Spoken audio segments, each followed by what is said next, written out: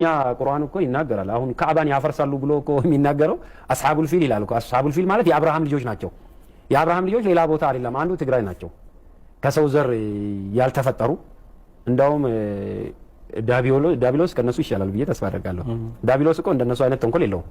በቃ ሲፈልግ ይለብጣል፣ ሲፈልግ የፈለገውን ነገር ነው እንጂ የሚያደርገው እነሱ ቢመጣ እሱም የኔ አካል አይደሉም ብሎ ነው የሚክዳቸው። በህይወት እንኳን ኖሮ ብትጠይቃቸው ይሄንን ሊገልጹ አይችሉም። ይሄ ትርክት እንግዲህ በድሬዳዋ ከንቲባ ብቻ የተነገረ የትግራይ ተወላጆችን እንዲጠቁ የሚያደርግ እሱ ብቻ የተነገረ እንዳይመስላችሁ አስተምሮ ነው፣ ባይዘ እምነት ነው። ከዚህ በፊት ምላሽ ሰጥቼበታለሁ። በተለያየ ሁኔታ ደግሞ አሁን ምላሽ እንስጥበት። ምን ሲል ሰምታችኋል? እነኚህ የትግራይ ህዝቦችን አጋንንት ቢመጣ ሴጣን እንኳን አላቃችሁም ይላችኋል። ጂኒ እንኳን የኔ ወገን አይደላችሁም ይላችኋል ብሏል። እውነት ነው። እነሱ ክርስቲያን ናቸው፣ በክርስቶስ ክርስቲያን የተባሉ ስለሆኑ አጋንንት የእሱ ወገን ሊሆኑ አይችሉም። ባይሆን ነብይህ ግን የአጋንንት ወገን ስለሆነ እሱን ያውቁታል። ከዕለታት አንድ ቀን ሙሐመድ ይጠፋና ቤተሰቦቹ ይፈልጉታል። አጋንንት ወስደው ገለውት ይሆናል ብለው ሊነጋጋ ሲል ከሆነ ዋሻ አካባቢ ሲመጣ አገኙና ይጠፍተ ነው ብለው ሲጠይቁት እንዲህ አለ። ሳይ ሙስሊም 450 ላይ ይገኝላችኋል አዲሱ። ከዛም እንደዚህ አለ There came to me an inviter on behalf of the jinn and I went along with him and I recited to them the Quran. ከጋኔን የሆነ ወይም ደግሞ ከጅን የሆነ ጎሳ ከነሱ ውስጥ የሆነ አንድ ጠሪ መጣ ወደ እኔ ሊጠራኝ ሊጋብዘኝ አለ። ከዛም ሄድኩና ቁርአንን ቀራውላቸው። እነሱ የእናንተ ወንድም ናቸው ጅኒዎች አለ። ለትግራይ ግን አላቃቸውም አጋንንት ይላል፣ ለሙስሊሞች ግን ወንድማቸው ነው። ቁርአንን ሲቀራላቸው ምን ተፈጠረ? የጋኔኖች ምዕራፍ 72ኛው ከቁጥር 19 ላይ እንደዚህ ይላል። እነሆ የአላህ ባሪያ ሙሐመድ አላህን የሚጠራው ሆኖ በተነሳ ጊዜ ጋኔኖች በእርሱ ላይ ድርብርብ ሊሆኑ ቀረቡ። ትግራዮችን አጋንንት ጋኔኖች አናቃችሁም ይሏቸዋል። ሙሐመድ ግን ቁርአን ሲቀራላቸው ላውሌ ሊከመሩ ሮጠው ይመጣሉ። ምን ሲቀራላቸው?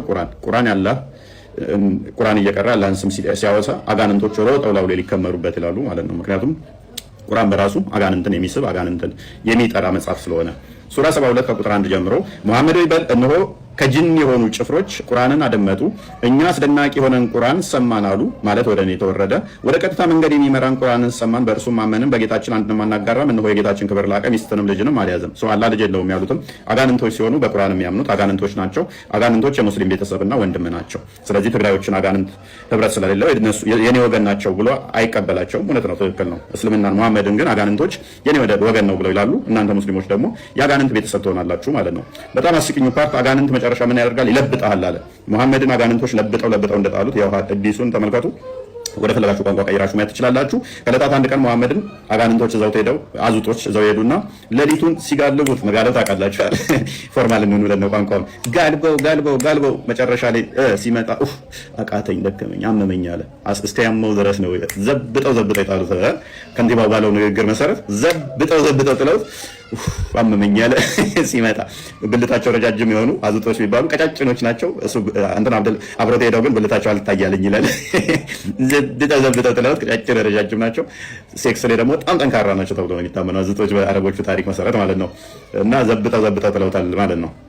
ሌላኛው ምንድነው? እሱ ከኢትዮጵያ ሄደ ካዕባን ያፈርሳል እግረ ቀጭኑ የሚለው ሐዲስ እዚህ ጋር ተቀምጧል። ከንቲባው ንግግር ከነብዩ የተወሰረ ነው፣ ከመሐመድ ማለት ነው። ያው ከኢትዮጵያ የመጣ ካዕባን ያፈርሳል እግረ ቀጭን ብሎ ማለት ነው። እነኚህን ኢትዮጵያኖችን ሲገልጻቸው ደግሞ ምን ብሎ ነው የነገረው? የማርያም ቤተክርስቲያን ያለቻቸው ኢትዮጵያ የሚገኙት ማርያም ቤተክርስቲያን ያላቻቸው ትግራዮችን በጊዜ የተቀበሉ ትግራዮች ስለሆኑ ሳሂህ ቡኻሪ 434 ላይ they are the worst creature in the sight of Allah እነሱ በጣም መጥፎ ፍጡር ናቸው፣ ከፍጥረት ሁሉ መጥፎዎቹ ናቸው ብለ ሰው ከፍጥረት አንዱ ሰይጣን ነው፣ ከነሱም በላይ መጥፎዎቹ ብሎ የገለጻቸው ሙሐመድም ስላለ ያው ሰው ከዘመዱ አያ ካመዱ ይባል የለ አጋንንት ዘመዳቸው ስለሆነ ነው። አጋንንት በእርግጥ ወሲብ የሚያደርጋቸዋል። ከዚህ በፊት ደጋግመን አሳይተናል። ትግራዮች ላይ የሚካሄደው የፖለቲካዊ ፕሮፓጋንዳ ከሃይማኖትን ተገን ያደረገ እንዲሁ ቀላል እንዳይመስላችሁ መጽሐፍ ላይ ያለ ነው፣ አስተምሮቱ ላይ ያለ ነው እና ብዙ ፕሮፓጋንዳ ተሰርቷል። ከነጃሺ ጋር በተያያዘ ነጃሺ የሚባል ንጉስ ሰለመ ከሚል ጋር የተቀበሉትን ብዙ አይነት ቅጥፈት ተቀጥፎባቸዋል ትግራዮች ላይ ባይዘይ። ቀጣይ ደግሞ እየተዘጋጁላቸው ያሉ ብዙ ፕሮጀክቶች አሉ እና ካሁኑ የትግራይ ወጣቶች ልንነቁ ይገባል።